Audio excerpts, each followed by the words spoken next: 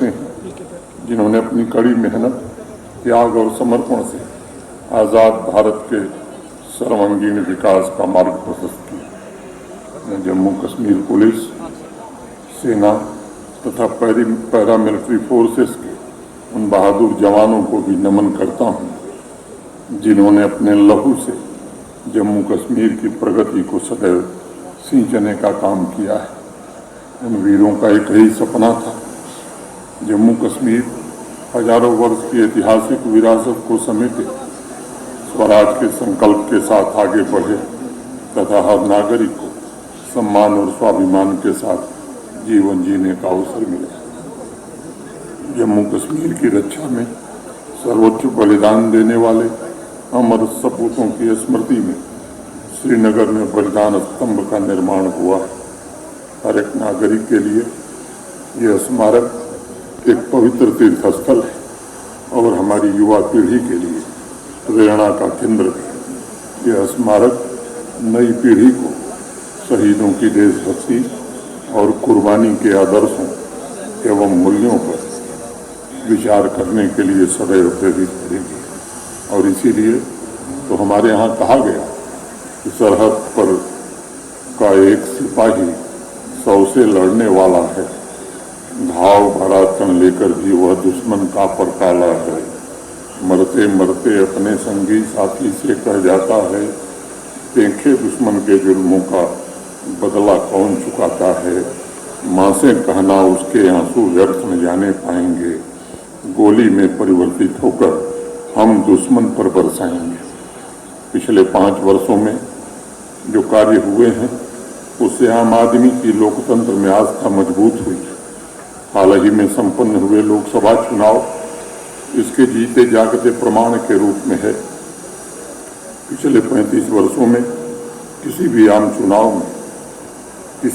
चुनाव से सबसे अधिक 58.46 मतदान के साथ जम्मू कश्मीर के लोगों ने लोकतंत्र को गले लगाते हुए शासन में अपनी हिस्सेदारी का दावा मजबूत किया है।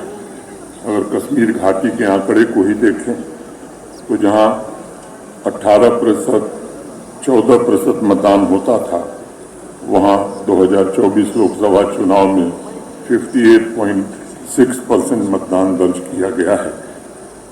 और मुझे उम्मीद है कि आगामी विधानसभा के चुनाव में यह मत प्रतिशत और बढ़ेगा। आज मैं जम्मू कश्मीर के सभी नागरिकों का आह्वान करना चाहता हूँ कि पिछले 5 वर्षों में लोकतंत्र की जड़ें गहरी हुई। अब हमारा सामूहिक संकल्प होना चाहिए कि लोकतंत्र के आदर्श हमारी चेतना का अहम हिस्सा बने, संविधान में निहित मूल्य हमारा सहज स्वभाव बने। पपुन छुम्य जमूरिकन मसवरन प्यच में दुनिया छू मिलचार के गुण बनाओ। में लोकतंत्र के पथ पर चलना है और सारे संसार को विश्व मैत्री से एक बनाना है। प्राकृतिक सौंदर्य के साथ साथ ज्ञान, अध्यात्म और सर्वोपम संभाव बह रही अनवधारा ने जम्मू कश्मीर को धरती का स्वर्ग बनाया था। विविधता में एकता को समेटे जम्मू कश्मीर अपनी संभावनाओं को प्राप्त करे, ये हम सबका संकल्प होना चाहिए। दुर्भाग्यपूर्ण घटनाएं हुई, हम अपने बहादुर ऑफिसर्स को हमने खोया है, जवानों को खोया है, हमने नागरिक भी खोए। हमारी संवेदनाएं उनके परिवारों के साथ, मैं उनकी श्रद्धांजलि, मैं उनके बलिदान को नमन करता हूँ।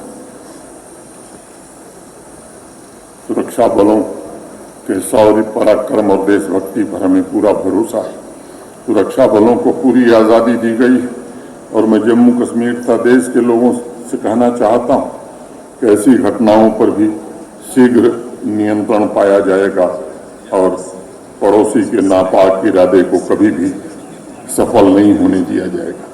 जम्मू के लोगों ने विशेष करके कभी भी आतंकवाद को प्रश्रय नहीं दिया है और मैं उम्मीद करता हूं कि जम्मू के लोग आने वाले दिनों में भी आतंकवाद के खिलाफ इस जंग में पूरी तरह मुस्तैदी के साथ खड़े होंगे।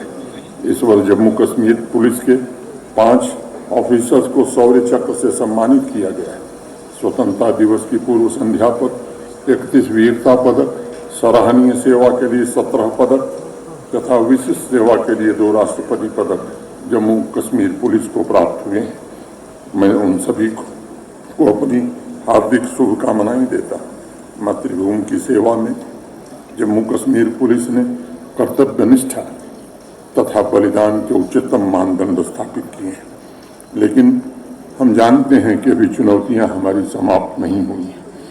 नार्को टेररिज्म एक बड़ी चुनौती के रूप में प्रशासन ने नार्को टेरर के खिलाफ और आतंकवाद के खिलाफ जीरो टॉलरेंस की नीति अपनाई है।